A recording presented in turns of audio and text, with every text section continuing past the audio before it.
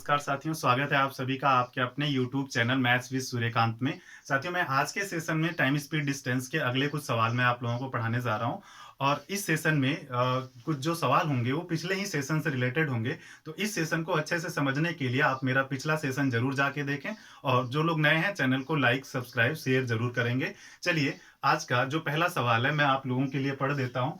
तो पहला सवाल है, एक 50 मीटर लंबी रेलगाड़ी 68 किलोमीटर प्रति घंटा की गति से चल रही है। उसी समांतर पटरी पर समान दिशा में दूसरी 75 मीटर लंबी रेलगाड़ी 50 किलोमीटर प्रति घंटा की गति से चल रही है।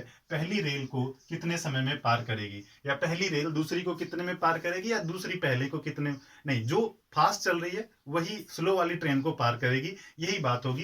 क्योंकि दोनों सेम डायरेक्शन में चल रही हैं, दोनों सेम डायरेक्शन में ट्रेन चल रही है। इसकी डिस्टेंस d1 है, इसका d2 है, इसकी स्पीड s1 है, इसका s2 है। तो जब ये एक दूसरे को पार करेंगी तो डिस्टेंस दोनों दोनों का मैटर करेगा, यानी दूरी दोनों की ऐड होगी। और जो स्पीड होगा सेम डायरेक्शन में जाने पर स्पीड क्या होता है? माइनस होता है। तो टाइम इक्वल टू आ जाएगा स्टूडेंट, टाइम इक्वल टू आएगा d1 d2 upon s2 minus s1।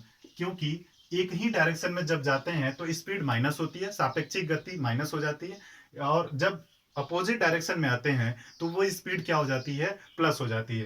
तो देखते हैं, पहले की डिस्टेंस कितनी है? 50 मीटर है। दूसरे की डिस्टेंस कितनी है? 75 मीटर है। और पहली रेलगाड़ी दूसरी रेलगाड़ी को पार करेगी, स्पीड इसकी 68 है और इसकी 50 है। माइनस करने पर कितना आएगा? 18। 68 में से 50 माइनस कर दोगे, कितना आएगा? 18। लेकिन ये जो 18 है ये किलोमीटर प्रति घंटा है। ये क्या है? किलोमीटर प्रति घंटा है। जबकि ये मीटर है, तो इसको भी मीटर पर सेकंड में कन्वर्ट करेंगे तो कितने से? 5/18 से क्या कर देंगे? इसको गुणा कर देंगे। इसको 5/18 से गुणा करेंगे तो जो 5/18 है, 18 ऊपर चला जाएगा। 18 से 18 क्या हो जाना है? कैंसिल हो जाना है। यही आएगा टाइम।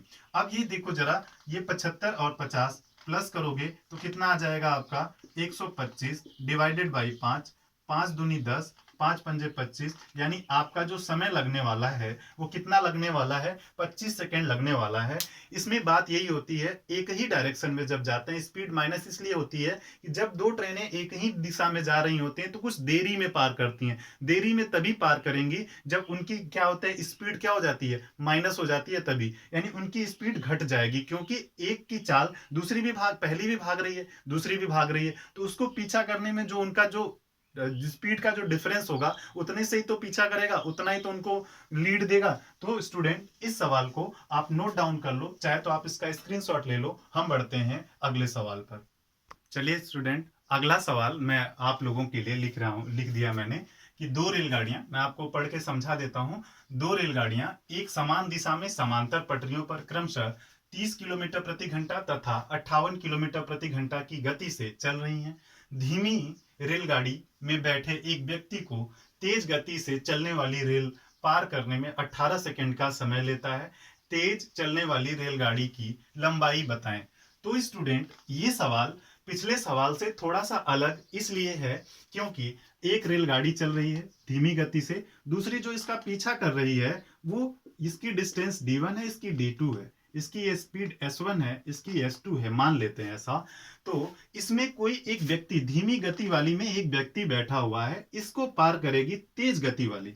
और जब भी देगा ऐसे सवालों में तो तेज गति वाला धीमे गति वाले को ही पार करेगा। ऐसा इसलिए, यदि पीछे वाली रेल धीमी गति से होगी तो इसको कभी जिंदगी में पार ही नहीं कर पाएगी। ये चीज आपको समझना पड़ेगा। अब आप जरा देखो इसको कि ये जब इसमें बैठे व्यक्ति को पार कर रही है, ना कि ट्रेन को पार कर रही है, तो जो ट्रेन पार करती है उसी की लंबाई ली जाती है। इसमें जिस ट्रेन में व्यक्ति बैठा हुआ है उसकी लंबाई से कोई मतलब नहीं होता है। सपोज इसकी, ये कोई व्यक्ति होता और ये भाग रहा होता, जो इस ट्रेन की स्पीड है उसी स्पीड से मान लो भाग रहा होता, तो बात तो वही होती कि चाहे भागते हुए व्यक्ति को पार करे, चाहे उस ट्रेन में बैठे हुए व्यक्ति को पार करेगी, तो बात वही है। क्योंकि इसकी डिस्टेंस नहीं ली जाएगी जिसमें व्यक्ति बैठा हुआ है, क्योंकि सिर्फ व्यक्ति को पार करना है, ना कि ट्रेन को पार करना है।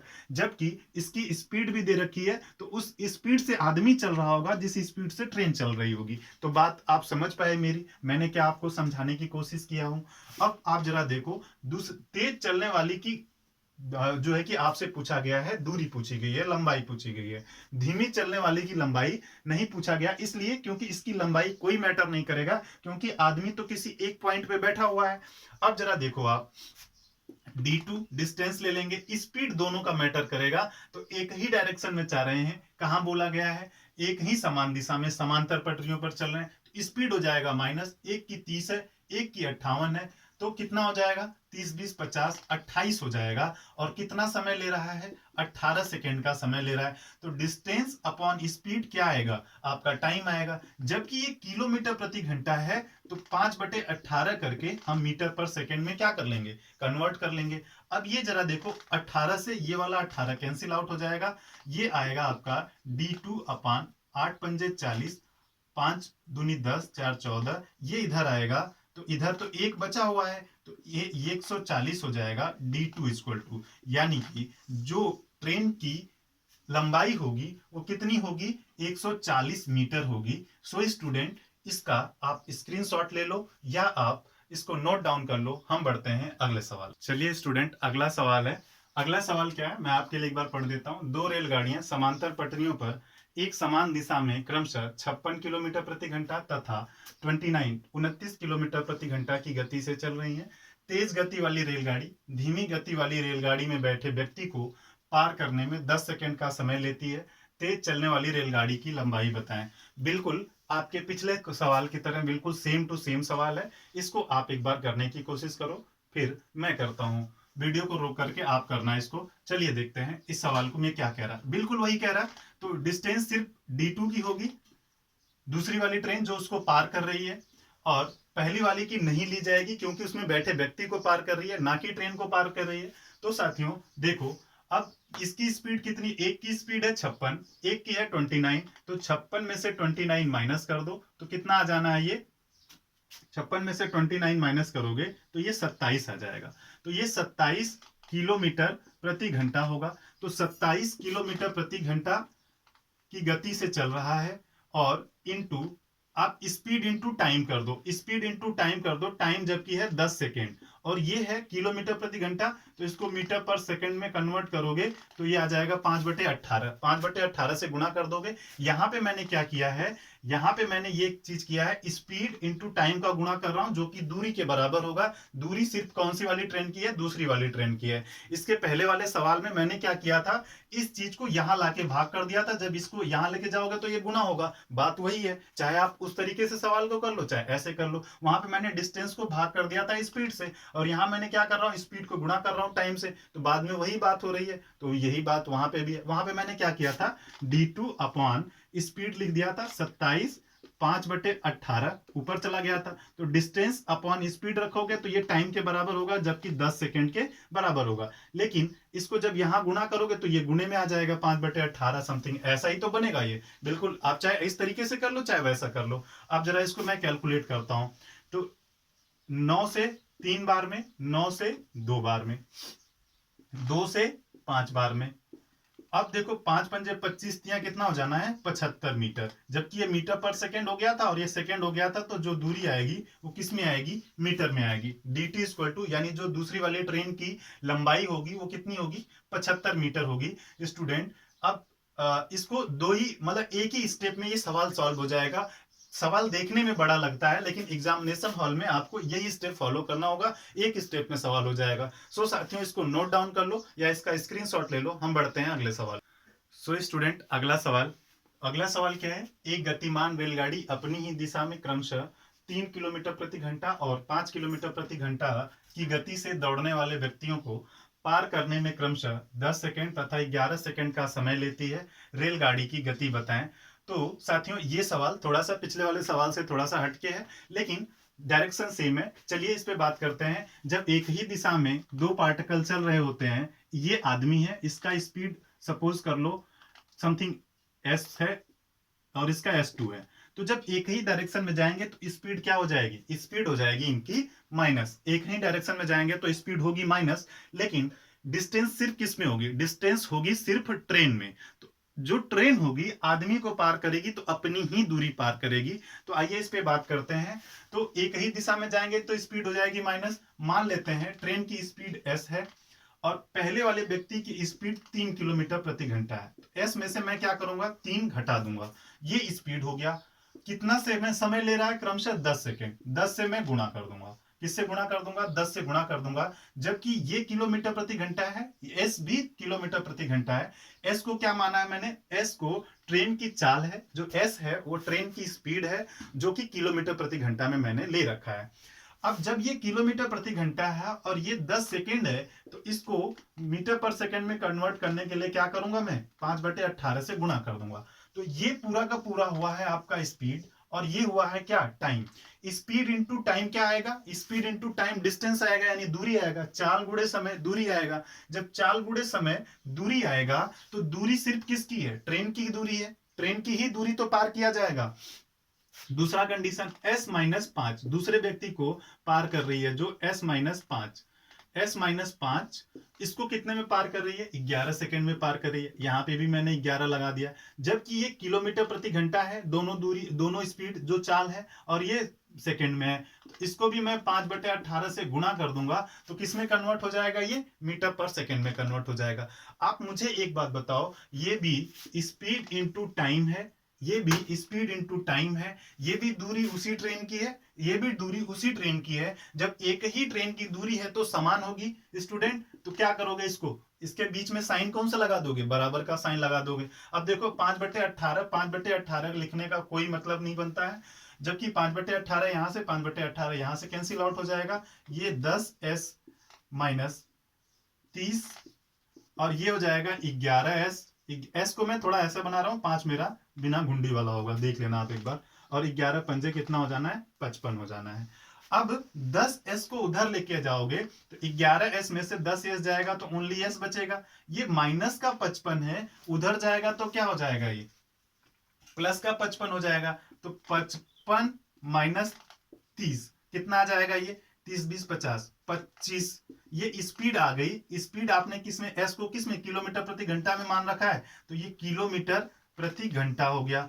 ये 25 किलोमीटर प्रति घंटा चाल आ गई, किसकी, ट्रेन की चाल आ गई। ये तो इतना मतलब पूरा अभी आपको समझाने के लिए स्टूडेंट, अदरवाइज इसको कैलकुलेशन आपकी अच्छी है तो एक ही स्टेप में इसको खत्म कर सकते हो। क्योंकि आप देख रहे हो ये 55 उधर जाएगा तो प्लस ही होगा, 30 माइनस कर दोगे तुरंत आपको 25 दिख जाना है। ये तो स्टेप वाइज मैंने आप लोगों को समझाने के लिए किया है, अदरवाइज सॉल्व करने में कोई समय आप लोगों को लगना नहीं चाहिए स्टूडेंट। तो ये 25 किलोमीटर प्रति घंटा है। यदि आपके ऑप्शन में ये मीटर पर सेकेंड में होगा, मीटर पर सेकेंड में होगा, तो इसको क्या करो आप 5/18 से गुणा कर दो, ये मीटर पर सेकेंड में कन्वर्ट हो जाएगा। देखो ये मैंने पूरी क्वांटिटी को मैंने 5/18 से किया है, जबकि यस जो मैंने माना है, जो एस आएगा, यहाँ पे कुछ लोग भूल करते हैं, जो स्पीड आएगा वो हमेशा किलोमीटर प्रति घंटा में ही आएगा, क्योंकि इसके बीच में कहीं इसका कन्वर्जन नहीं हो पाया है। सो स्टूडेंट इसको नोट डाउन कर लो या इसका स्क्रीनशॉट ले लो। हम बढ़ते हैं अगले सवाल पर।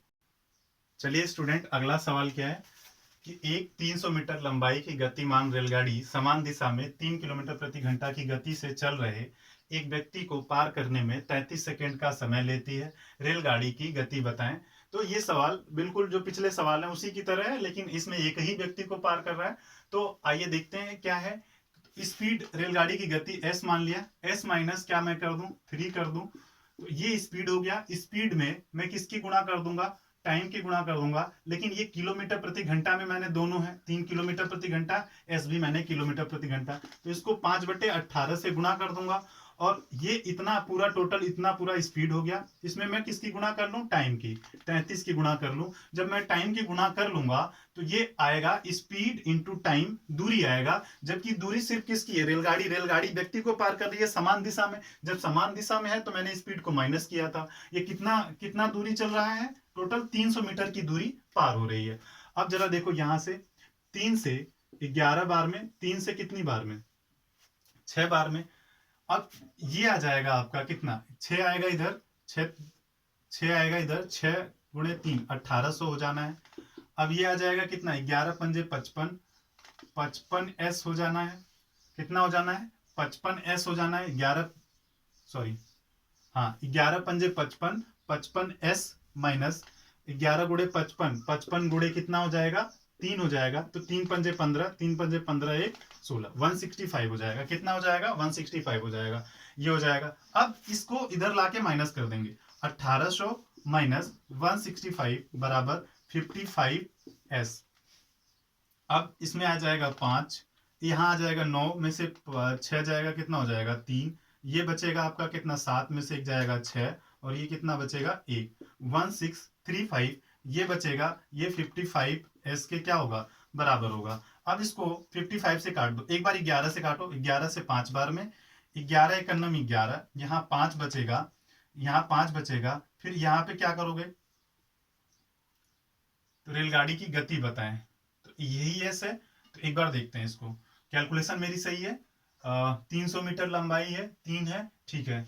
तो ये आ जाना है आपका 11 पंजे 55, ये 6 1800, 11 मैं एक बार चेक कर लेता हूँ, 11 पंजे 55 है, 11 5 15, 5 15 1 16, ये हो गया आपका, ये हो गया आपका 55 है। इसको मैंने माइनस किया, यहाँ 5, 9 में से इतना गया 3, 7 में से जो है कि कितना जाएगा, एक तो 6 हो जाना, ये 1 हो जाना है। अब इसको मैं 35 को मैं 55 से भाग कर दूंगा, इसको चेक कर लेता हूँ, 11 एकन्नम 11, तो यहाँ पे आ जाएगा कितना 5, तो 11 5 आ जाएगा, तो ये तो इससे कैंसिल नहीं, 5 से एक बार कैंसिल आउट करके देखता हूँ, 5 से कितनी बार में 11 बार में, 5 तिया 15, 5 दूनी 10, 5 सत्ते कितना हो जाएगा 35, ये इसकी जो स्पीड आएगी 327 बटे कितना हो जाएगा 11, यही इसकी स्पीड होगी। कैलकुलेशन एक बार चेक कर लेते हैं, इसकी स्पीड हो जाएगी 327 बटे 11, ये किलोमीटर प्रति घंटा हुआ, मीटर पर सेकंड में कन्वर्ट करेंगे तो 5 बटे 18, 5 बटे 18 से कोई बात बन रही है क्या,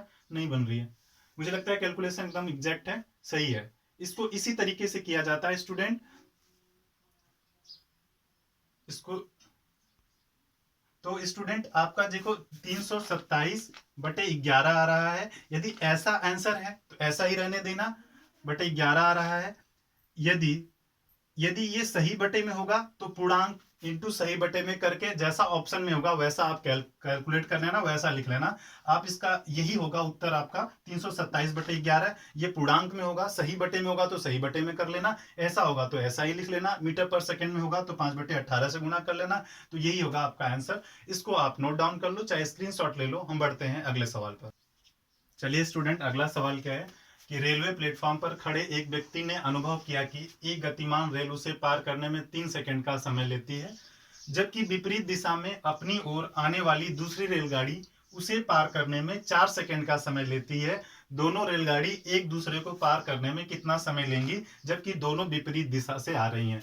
तो देखो सवाल का मैं पूरा मतलब समझा देता हूं कि एक व्यक्ति है, रेलवे स्टेशन पर खड़ा है, उसको एक ट्रेन इधर से आ रही है तो उसको पार कर रही है 3 सेकंड में, दूसरी ट्रेन जो इधर से विपरीत दिशा से आ रही है उसको पार कर रही है 4 सेकंड में। यही सवाल है। तो जब भी रेल उस व्यक्ति को पार करेगी तो व्यक्ति तो खड़ा है रेलवे प्लेटफॉर्म पर, अपनी ही लंबाई को अपनी स्पीड से पार करेगा। तो ये तो हुआ पहली रेलगाड़ी की कंडीशन। दूसरी रेलगाड़ी की कंडीशन भी वही होगी, लेकिन जब दोनों रेलगाड़ी एक दूसरे को पार करेंगी तो दोनों का डिस्टेंस मैटर करेगा और दोनों की स्पीड मैटर करेगा। जब अपोजिट डायरेक्शन से आएंगे तो स्पीड प्लस होती है और दोनों का डिस्टेंस भी प्लस होगा, क्योंकि दोनों ट्रेन एक दूसरे को पार कर रही हैं। जब जब तक ये दूसरे को पार नहीं करेंगी तब तक पार नहीं माना जाएगा। यानी कि डिस्टेंस क्या होगी, जैसे ये ट्रेन है ऐसे पार करी मतलब जब ये पॉइंट ऑफ कांटेक्ट होगा तो शुरुआत हुई इनकी, और ये जब निकलना शुरू होगा, ट्रेन निकलना शुरू होगा, तो जब तक पूरा पार नहीं कर जाएगा तब तक तो माना नहीं जाएगा। तो ये बात है स्टूडेंट। अब जरा देखो, पहली जो ट्रेन है वो जब व्यक्ति को पार कर रही है तो अपनी लंबाई को 3 सेकंड में पार कर रही है पहले व्यक्ति को। तो ये स्पीड पहले की स्पीड हो गई, पहले वाले की स्पीड हो गई, क्योंकि अपनी ही लंबाई अपनी ही स्पीड से पार करेगी, तो डिस्टेंस अपॉन टाइम स्पीड पहले की हो गई। S2 की मैं बात करूं तो D2 पार कर रही है कितने सेकंड में, अपनी और दूसरी रेलगाड़ी उसे 4 सेकंड में, बटे 4, यानी कि डिस्टेंस अपॉन टाइम ये स्पीड हो जाएगी दूसरे वाले की। पहले की स्पीड ये है, दूसरे की स्पीड ये है। अब क्या होगा, जब ये एक दूसरे को पार करेंगी तो D1 प्लस D2 दोनों की लंबाई जुड़ेगी और दोनों की क्या हो जाएगी, दोनों की डिस्टेंस, ये स्पीड जुड़ जाएगी। तो ये डिस्टेंस हो गया total distance upon S1 plus S2। S1 है आपका D1 बटे 3, S2 है आपका D2 बटे 4। यही इनका लिया गया समय होगा एक दूसरे को पार करने में। मान लो ये समय कितना होगा। अब यहां से जरा देखो, D1 प्लस D2 ये हो जाएगा 4d1 प्लस 3d2, 3d2 यहां हो जाएगा बटे कितना हो जाएगा ये, 3 चौक को 12 हो जाएगा। कितना हो जाएगा ये, 12 हो जाएगा। इतना ही होगा। अब यहां से ये आ जाएगा आपका कितना, टाइम, टाइम है आपका ये टाइम बराबर टाइम क्या आ जाएगा। इसको मैं एक बार इरेज करता हूं इधर का, इधर लिखता हूं मैं इसको। तो ये हो जाएगा आपका d1 प्लस d2 बटे d1 प्लस d2 बटे 4d1 3d2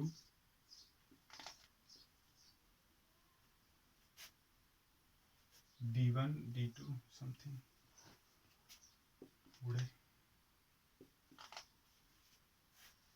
पॉज करा। सॉरी स्टूडेंट, इसमें एक दिक्कत ये हुई है कि सवाल में मैंने कुछ चीजें नहीं लिखी थी। सवाल में क्या होना चाहिए था कि जबकि विपरीत दिशा में अपनी ओर आने वाली दूसरी रेलगाड़ी समान दूरी की, समान दूरी की क्या होना चाहिए, दूसरी रेलगाड़ी की भी जो दूरी है, डिस्टेंस है, समान लंबाई की, दूसरी ट्रेन भी समान लंबाई की है, ये होना चाहिए। जबकि मेरे पास जो सवाल था उसमें हिंदी में कुछ और लिखा हुआ था। तो ये जो दूसरी रेलगाड़ी है वो भी समान दूरी की, यानी लंबाई, दोनों रेलगाड़ियों की लंबाई समान है। यही इसमें गड़बड़ हो रहा था। अदरवाइज वैसे होगा तो ये कैंसिल आउट नहीं होगा तो आपका आंसर भी नहीं आएगा। तो यहाँ पे ये गलती है, मैंने सवाल लिखने में गलती किया था, इस वजह से थोड़े से सवाल फंस रहे थे। तो दोनों की लंबाइयां क्या होंगी, समान होंगी। तो पहले वाली की जो स्पीड होगी वो होगी d अपॉन क्या, 3 होगा। दूसरे वाले की जो स्पीड होगी d अपॉन क्या होगा, 4 होगा। दोनों ट्रेन की लंबाई समान है, उसी कंडीशन में ये सवाल बनेगा, अदरवाइज नहीं होगा। तो अब जरा देखो, दोनों की लंबाई d और d, ये हो जाएगा कितना, 2d डिस्टेंस। अब पहले वाले की स्पीड d अपॉन 3, दूसरे वाले की स्पीड d अपॉन क्या, 4। और टाइम जो लग रहा है दोनों को एक दूसरे को पार करने में लिया गया समय कितना होगा, यहाँ पे मैं कैलकुलेट कर लेता हूं। और ये हो जाएगा 2d upon 4d plus 3d upon कितना हो जाएगा, अपॉन ये 12 हो जाएगा। अब इसको मैं यहां पे लिखता हूं, इसको मैं ऊपर लिखता हूं आप लोगों के लिए। तो ये जो टाइम है ये आने वाला है आपका 2d इंटू कितना, 12। ये 12 ऊपर चला जाएगा, ये 12 ऊपर चला जाएगा। 4d प्लस 3d कितना हो जाएगा, 7d हो जाएगा। कितना हो जाएगा, 7d हो जाएगा। तो d से d कैंसिल आउट हो जाएगा। 12 दूनी 24 बटे कितना आ जाएगा, 7। 7 या 21, 3 बटे कितना हो जाएगा, 7। इतना सेकंड लगेगा एक दूसरे को पार करने में स्टूडेंट। ठीक है, इन दोनों की, दोनों ट्रेन की लंबाइयां समान होगी। मैंने पहले किया क्या, तो पहले मैंने ये किया कि पहली रेल की जो चाल होगी डिस्टेंस अपॉन टाइम स्पीड, दूसरे वाली ट्रेन समान लंबाई की है तो डिस्टेंस अपॉन टाइम क्या आ जाएगा, स्पीड। तो दोनों की जो डिस्टेंस एक दूसरे को पार करेंगी तो d और d 2d हो जाएगा अपॉन ये पहले वाले की स्पीड, दूसरे वाले की स्पीड। फिर मैंने इसको कैलकुलेट कर दिया है। अब स्टूडेंट इसको मैं दूसरे तरीके से सॉल्व करता हूं। दूसरा तरीका क्या है इसको सॉल्व करने का, वो ये है कि दूसरा तरीका ये है कि देखो, मैंने इस डिस्टेंस मान लिया, मैंने डिस्टेंस सपोज कर लिया, क्या डिस्टेंस सपोज कर लिया, 12 मीटर।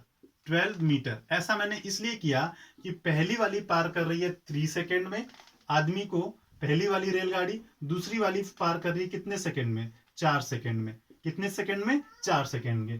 तो पहले वाली की जो स्पीड होगी S1 होगी। अब आप मुझे बताओ कि जब 3 सेकेंड में पार कर रही है और 12 मीटर लंबाई की ट्रेन है तो 12 बटे 3 करोगे तो स्पीड 1 आ जाएगी आपका, 12 बटे 3 यानी कि 4 मीटर पर सेकेंड। और दूसरे वाले की जो स्पीड होगी वो कितना आएगी, स्पीड जो 2 होगी, वो 12 मीटर लंबाई की ट्रेन है तो 4 सेकेंड में पार कर रहा है तो इसकी जो स्पीड होगी वो कितना होगा, 3 मीटर पर सेकेंड होगा। पहले वाले की चाल कितना, ये मैंने मान लिया क्योंकि डिस्टेंस दोनों में समान है और डिस्टेंस से डिस्टेंस कैंसिल आउट हो जाना है। तो अब जब 12 मीटर की पहली, 12 मीटर की दूसरी, तो कुल लेंथ हो जाएगी कितनी, 24 मीटर की।